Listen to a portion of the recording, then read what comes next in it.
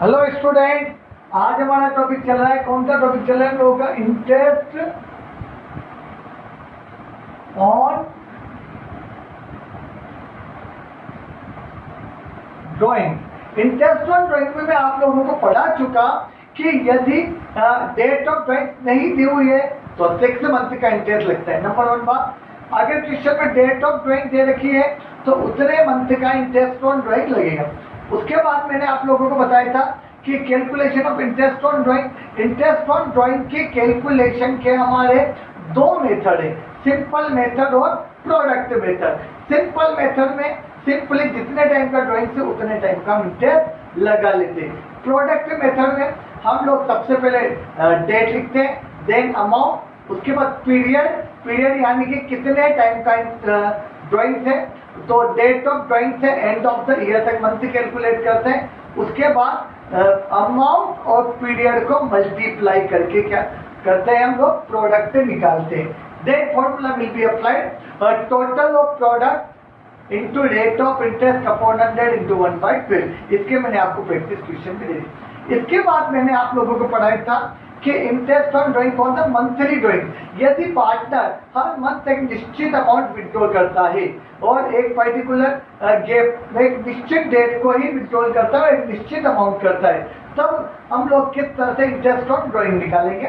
उसके लिए मैंने आपको normally product method simple method से कर सकते हो, बट एवरेज पीरियड निकालना मैंने आप लोगों को बताया।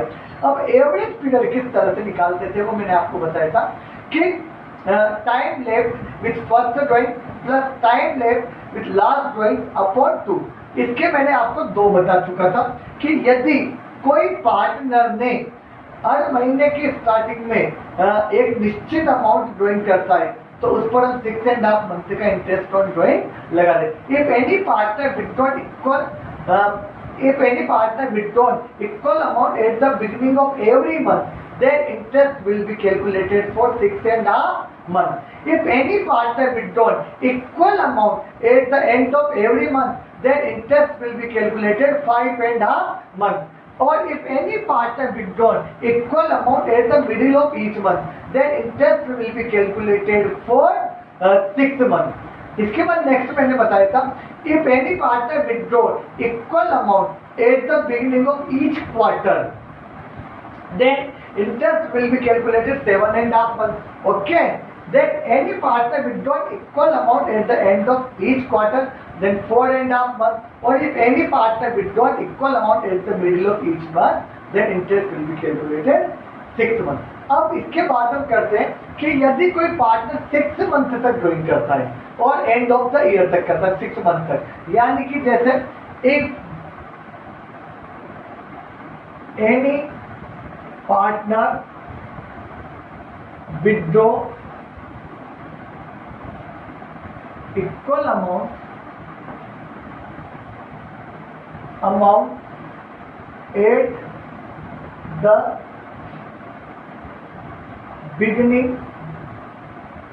of each month for 6 months, यानी कि कब तक? 31 मार्च, एंड ऑफ द ईयर तक। तो फिर इंटरेस्ट कितने मंथ का लगेगा? तो interest will be calculated 3.5 month. तो इंटरेस्ट कितने मंथ का कैलकुलेट होगा? 3.5 मंथ।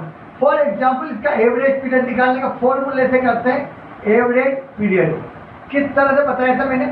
पहले ड्राइंग से एंड ऑफ द ईयर तक मंथ, तो पहले drawing beginning of each month, तो वहां से एंड ऑफ द ईयर तक कितना होगा? 6 प्लस लास्ट ड्राइंग से कितने मंथ से बचेंगे? 1/2, यानी कि कितने मंथ? 3.5 मंथ। सेकेंड, वही if any partner withdraw equal amount at the end of each month for 6 month, हर महीने के एंड में, यानी कि यहाँ बिगिनिंग की जगह क्या लिखा?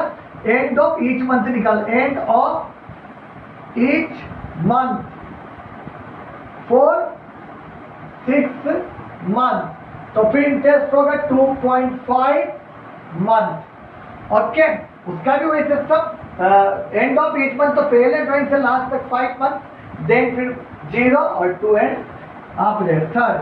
अगर partner middle of each month निकालता है, middle of each month for 6 months, so interest on drawing will be calculated for 6 month.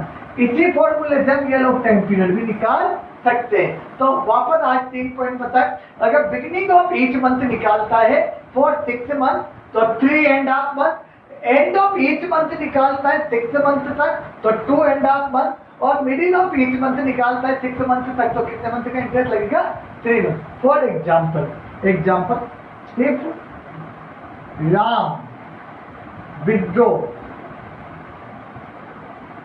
Equal, if Ram withdraw rupees 1000 at the beginning of each month for 6 months, Ram withdraw rupees 1000 at the beginning of each month for 6 months. Calculate interest on drawing at the rate of 6% per annum। तो आपको 6% per annum से निकालना है। तो किस तरह से करेंगे आपका answer? Interest on drawing equal, सबसे पहले आपको ये देखना टोटल ड्रॉइंग कितना हुआ, 1000 eight the beginning of each month. तो 1000 बिगिनिंग ऑफ ईच मंथ निकाला तो 1000 इंटू 6 कितने रुपए हुए? 6000 इंटू इंटरेस्ट रेट 6/100 और इंटू कितने मंथ थे हमारे? 3.5/12। या बिंदिया जाइए यहाँ 0 1 2 3 1 2 3, यहाँ 6 2 जा 12 2 3 जा 6 तो 35 इंटू 3 105। यानी कि अगर कोई partner beginning of each month 6 month तक कोई अमाउंट विड्रॉल करता है तो उस पर 3.5 मंथ का इंटरेस्ट निकाल देंगे। इसके मैं आपके प्रैक्टिस क्वेश्चन दूंगा, आपको जरूर सोल्व करना। अगर आपको सोल्व करेंगे तो आपको इस टॉपिक पर कोई प्रॉब्लम नहीं आएगी। Second, next example, if Ram withdraw rupees 1000 eight the end of each month for 6 months। हर महीने के एंड में हजार भी निकालते हैं, कितने टाइम के लिए? 6 मंथ के लिए।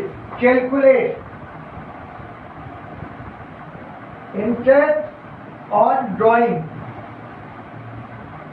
At the rate of 6% per annum. कितना इंटरेस्ट लगाना है? 6% पर एनम।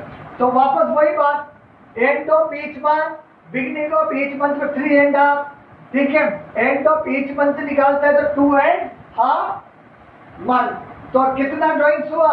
1000। तो 1000 इंटू कितना? 6 मंथ तक रहा तो interest on drawing equal to 6000 हो गया amount of drawing. Total amount of drawing 6000 into interest rate कितना है? 6/100 और आपको बता चुका 2.5 मंथ तो 2.5/12। ये पॉइंट हटा दीजिए, 0 आ जाएगा। 1 2 3 1 2 3 6 2 जा 12 2 3 जा 6 25 इंटू 3 रुपीज 75। ओके, तो दो केस क्लियर हो गए। अगर eight the beginning of each month 6 month तक निकालता है 3.5 मंथ। बच्चों में यहाँ पर इतना याद करा दूंगा कि आपको घर पर ज्यादा देखने की आवश्यकता नहीं है, इतनी बार रिवाइज हो जाएगी। जैसे यहाँ 3.5 मंथ याद हो गया होगा आपको, 2.5 month end of each month याद हो गया होगा आपको। अब हमारा नेक्स्ट है मिडिल 3 मंथ। आप रेगुलर क्लास देखिए, आपको करीब करीब सभी टॉपिक्स यही याद हो जाएंगे और इजीली आपको समझ में आ जाएंगे। इसके बाद सिर्फ आपको घर पर जाकर एक बार प्रैक्टिस क्वेश्चन घर पर बैठकर कर ले और कुछ भी नहीं करना। नेक्स्ट एक और example, if Ram withdraw rupees 1000 eight the middle of each month for 6 months, calculate interest on drawing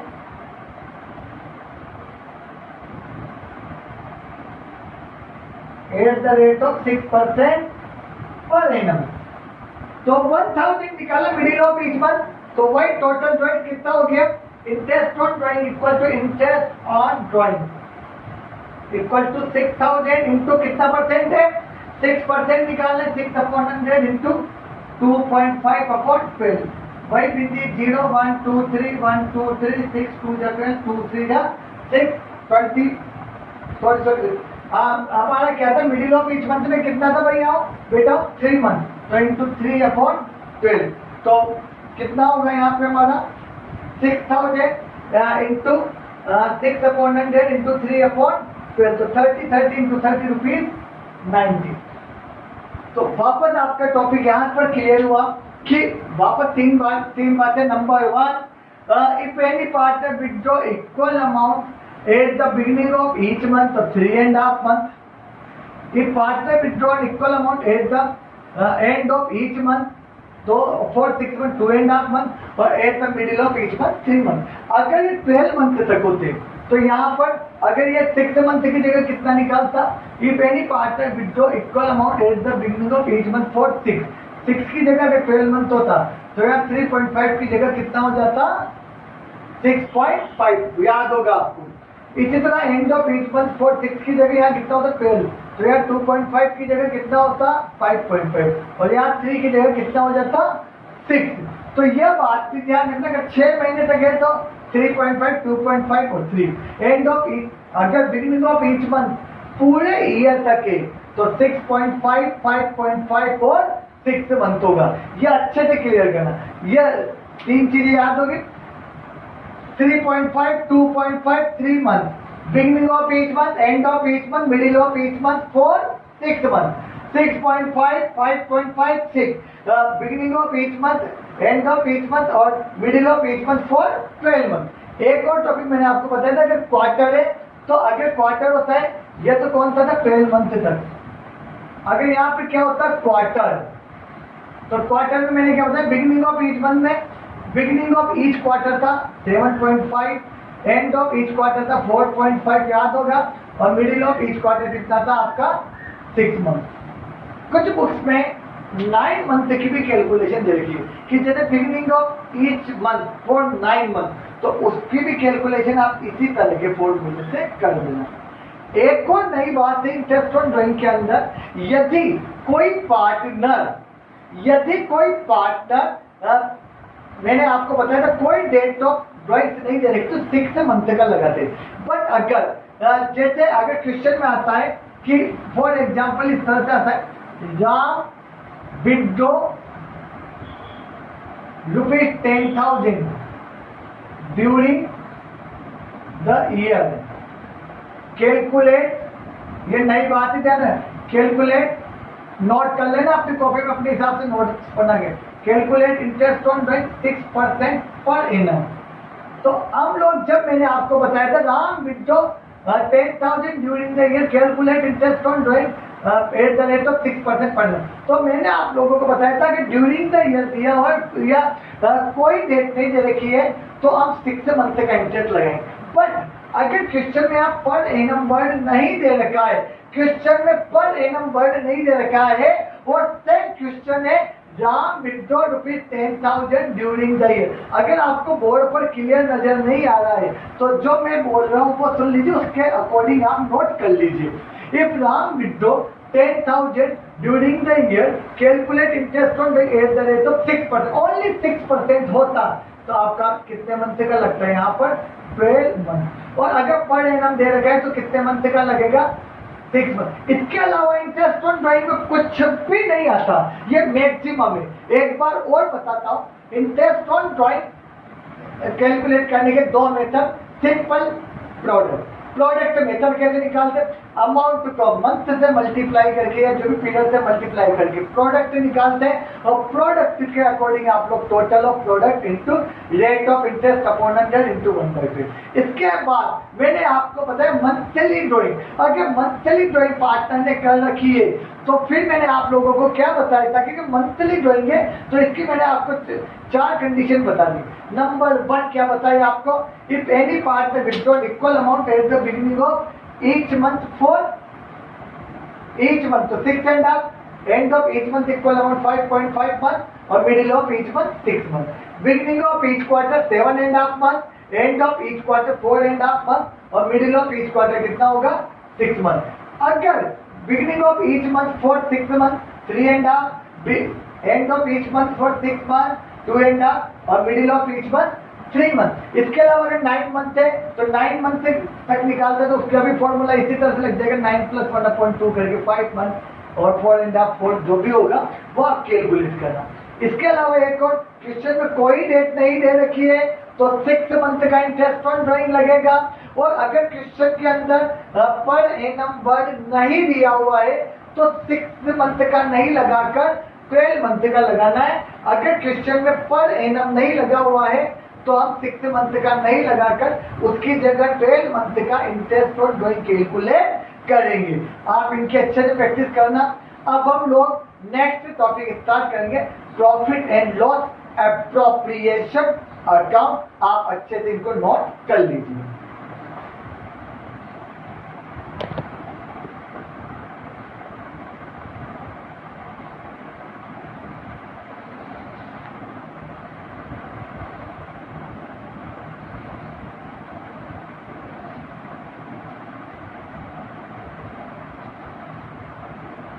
अगर कोई भी डाउट है आप लोगों को तो आप मुझे फ़ोन करके पूछ सकते हैं। आपके प्रैक्टिस क्वेश्चंस हैं, डीके गोयल की बुक है, पुरानी बुक है, वो आप कहीं से ले लीजिए, आप उसको कर लीजिए।